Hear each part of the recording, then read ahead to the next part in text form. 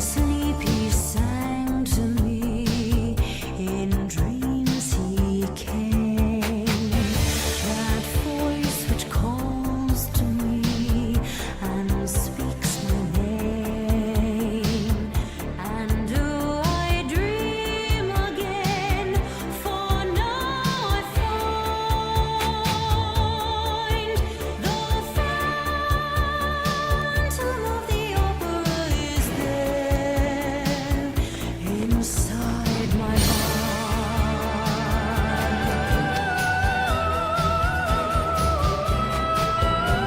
Sing, my angel of music.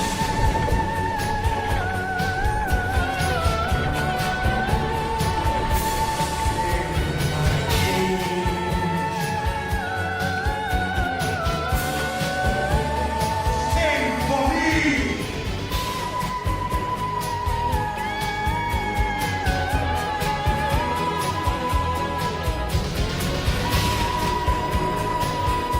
Sing, my angel.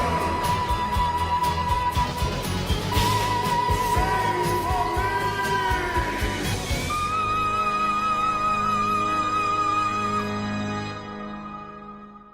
Greetings, Internet! I'm Carolina, and welcome to my first review.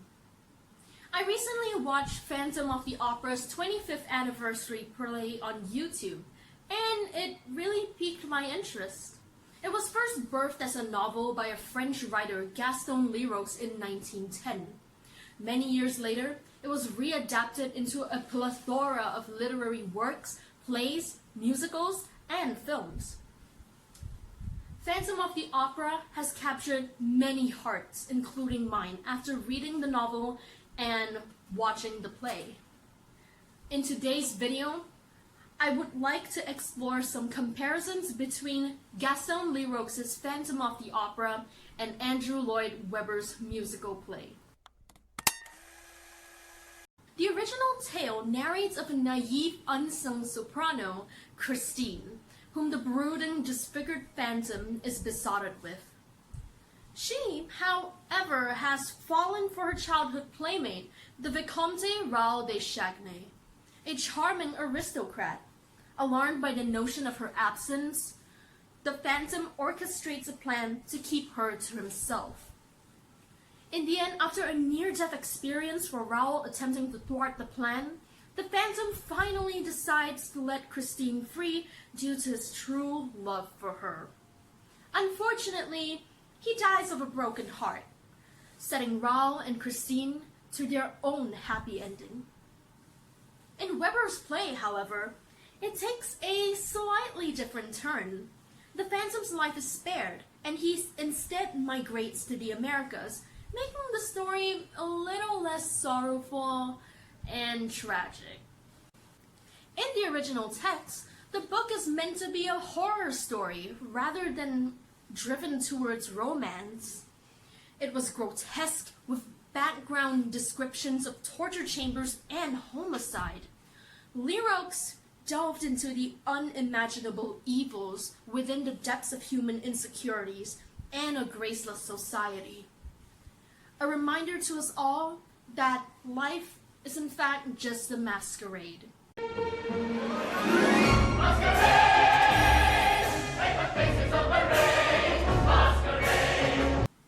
Where our experiences are an illusion to one degree or another. Webber, however, decided to downplay the horror with beautiful stage ambiance and serenading music to set the mood of his play. He really did heavily romanticize the novel, driving the play into the direction of erotic and sensual. This diluted the original essence, Leroux's underlying intention of expressing his rebellion against the prevailing society's viewpoint. An aspect that disheartens me a little personally because I feel it distorted the crux of the novel. Now, onto main characters. The Phantom is an ingenious, deceitful mastermind whose physical appearance overshadowed his true musical virtuoso. In Leroux's novel, the Phantom conceals his skull-like face with a full black mask, also known as Death's Head. Christine also notes that he reeks of death. The novel intricately explored the Phantom's world, and his psychological makeup is well crafted. The Phantom in the novel has a name, Eric, revealing to us that even disregarded ghosts like himself, though disfigured, holds an identity, is still human, and capable of feelings and emotion. These are the features that I particularly find remarkable in the novel. In the end, we realize that Eric's inflamed retaliation is a product of societal victimization, like a poor dog, as Christine said, and being an outcast. In the play, the Phantom is created to be appealing and mysteriously sexy, with an exposed 2/3 of hotness. His more exposed face was meant to help the audiences read his expressions, as there's no text to aid in visualizing the shame and horror of being disfigured. The mask symbolizes Lerox's rebellion against society's perspective, upholding beauty as a virtue. In the play, the Phantom is also less of a lunatic and less of a creep, which really inspires more sympathy towards him. Now, on to Raoul. We know Raoul as the childhood sweetheart of Christine in Weber's play, depicted as cute, sweet, and compassionate. He's also portrayed as strong and passionate. However, the novel portrays him differently. This Raoul is somewhat hot-tempered, jealous, and childish. This can be explained. After all, he was described as spoiled by his aunts and sisters in the text. He's also a lot more whiny, and a huge stalker, from hiding in Christine's closet to following Christine to her father's grave. Doesn't exactly sound like a nice guy to be around. But regardless, he's somewhat quite innocent. His conflicting emotions are just a sign of how deep his love is. He's simply afraid of being played out by Christine, and I totally understand that.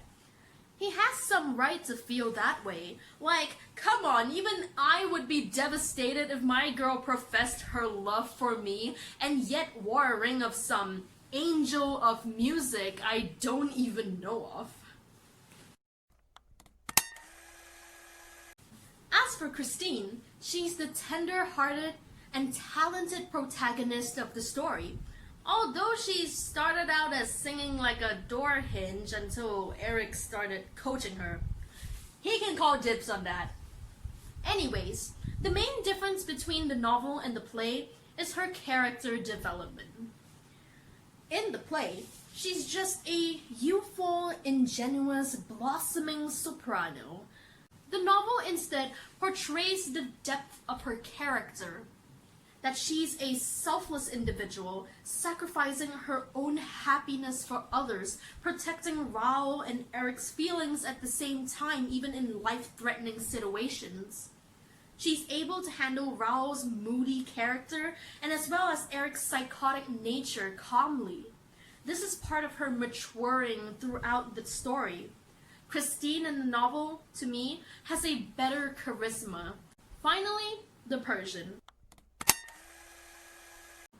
The Persian, or Daroga, meaning chief of police in Persian, is the only friend of Eric in the novel, and plays the crucial role of revealing Eric's past as well as his motives. The Persian is very well aware of Eric's cruel inclination, therefore he's like Eric's moral compass. He also accompanies Raoul down to Eric's lair and almost drowns to death with him. In the play, the Persian is completely omitted off and instead replaced with Madame Giry. This woman is a fusion between the Persian and Madame Valerius, Christine's godmother in the novel. Madame Giry's role is greatly increased in the play. Weber gave her a lead woman personality by altering her initial job at the opera house as a concierge to a ballet choreographer. Monsieur Lefebvre used to give him 20,000 francs a month. 20,000 francs! She's also the mother of Meg Jiri, Christine's best friend. In the play, she did not go down with Rao into the sewers, but only advises him about the Phantom's tricks. Other than that, the history between Madame Jiri's relationship with the Phantom is not clearly addressed. She only mentions that she saw him at a traveling fair and never forgot him. In my opinion, I believe that the novel is the better choice.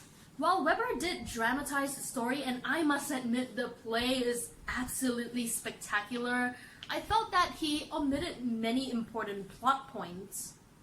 I get it. Weber has to work within a time frame, and condensing the novel to about 2 hours to accommodate audiences in a freezing theater is no easy task. But Lerox brings different shades of meaning to our definition of beauty, love, hate, shame, and portrayal of a person's state of mind and its backstory. The historical context and factual aspects are also noteworthy, and I relish in savoring its contents. His attributes, fears, and hopes are still relatable even till this day. The Phantom of the Opera is indeed a literary work worth reading. But regardless Lerox or Weber, Phantom of the Opera still carries the soul of an exciting romantic tragedy. So what do you think? Do you agree with me? Comment below. Oh, and P.S. if you have not read the novel, please do so to discover the fine treasures of fine literature. Don't forget to like, subscribe, and comment below. Thank you so much. See you again. Bye!